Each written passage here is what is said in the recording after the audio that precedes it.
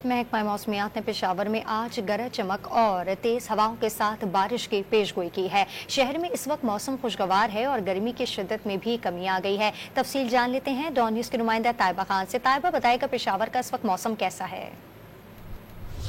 जी बिल्कुल, पेशावर का मौसम आज भी काफ़ी खुशगवार है। आसमान पर बादल छाए हुए हैं। गर्मी का जो जोर है वो टूट चुका है। अगर हम बात करें हब्स की, तो हब्स की शिद्दत में भी काफ़ी कमी महसूस की जा रही है। हल्की हल्की ठंड भी महसूस की जा रही है।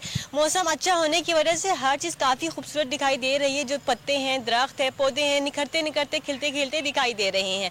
वहीं अगर हम बात करें बारिश के इम्कानात की, तो महकमा मौसमियात पेशावर उसके गर्दोनमा में आज गरज चमक और तेज़ हवाओं के साथ बारिश के इम्कानात किए, जबकि सुबह के बेशर इजला में आज बारिश होने की पेशगोई भी की है।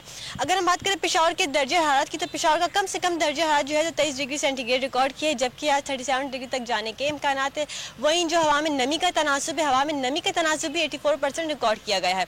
गुज़िश्ता रोज़ के दर्जा हरारत की बात की जाए, तो गुज़िश्ता रोज़ सबसे ज़्यादा दर्जा हरारत जो था तो महकमा मौसमियात ने DDI खान से 39 डिग्री सेंटीग्रेड रिकॉर्ड किया था। जी बहुत शुक्रिया आपका।